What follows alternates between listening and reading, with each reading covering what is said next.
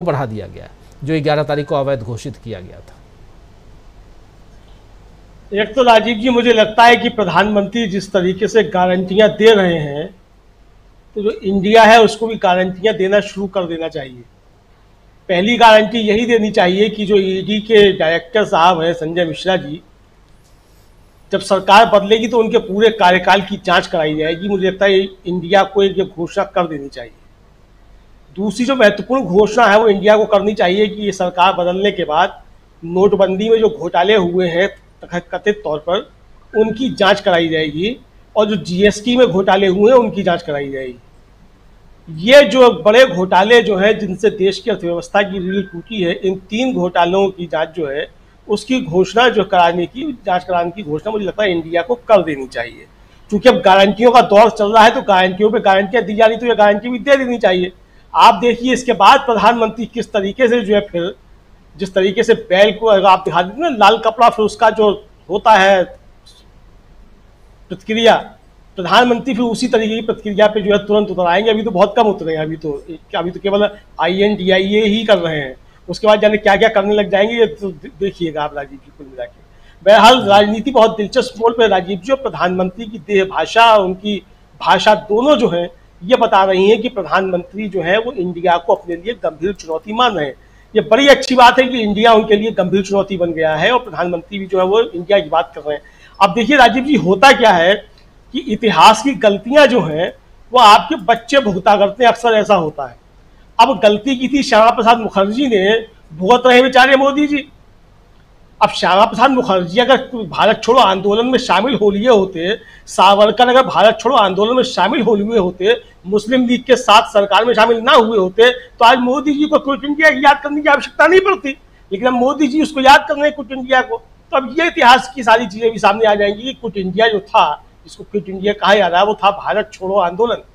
तो वो भारत छोड़ो आंदोलन, क्विट इंडिया मूवमेंट जो था, उसमें सावरकर साहब की क्या भूमिका थी, RSS की क्या भूमिका थी, हिंदू महासभा की क्या भूमिका थी, और श्यामा प्रसाद मुखर्जी की क्या भूमिका थी, इस पर भी अब चर्चा शुरू हो जाएगी। अब प्रधानमंत्री करते रहे बातें, जो भी प्रधानमंत्री कर रहे हैं वो प्रधानमंत्री को बातें करना ही करना है। लेकिन राजनीति में एक महत्वपूर्ण बात है, आप उसको समझिए कि मणिपुर की घटना सिर्फ एक बलात्कार की घटना और एक स्त्री को निर्वस्त्र करके घुमाए जाने की घटना नहीं है। जो खबरें आ रही हैं, जो मीडिया में रिपोर्ट्स आ रही हैं, उनके मुताबिक लगभग 4000 अत्याधुनिक हथियार जो हैं वो लूटे गए हैं सशस्त्र बलों से। ये हथियार किनके पास पहुंचे हैं? क्या प्रधानमंत्री को ये चिंता नहीं होती है कि जो देश के अत्याधुनिक 4000 हथियार हैं जो लूटे गए हैं, वो कहां हैं, वो किनके द्वारा इस्तेमाल किए जा रहे हैं? प्रधानमंत्री को, गृहमंत्री को चिंता क्यों नहीं होती है? प्रधानमंत्री इस पर बोलने को तैयार क्यों नहीं है? प्रधानमंत्री चलिए विपक्ष की बात ना करें, मणिपुर पे जाकर के ना बोले, 36 सेकंड में पूरे मणिपुर को निपटा दें 85 दिनों को। लेकिन ये जो 4000 हथियार लूटे गए, इस पर प्रधानमंत्री कुछ बोलेंगे कि नहीं बोलेंगे? गृहमंत्री इस पर कुछ स्पष्टीकरण देंगे कि नहीं देंगे कि वो हथियारों की स्थिति क्या है, कहाँ है वो हथियार? मुझे लगता है कि इस पर भी चर्चा होनी चाहिए, और इंडिया जो है उसको भी इसी बात करनी चाहिए कि वो उन हथियारों की स्थिति इस समय क्या है, सरकार इसका जवाब दे। मुझे लगता है कि सारे प्रश्नों में ये प्रश्न भी आना चाहिए जो कि मीडिया में जिस तरह की खबरें आनी चाहिए।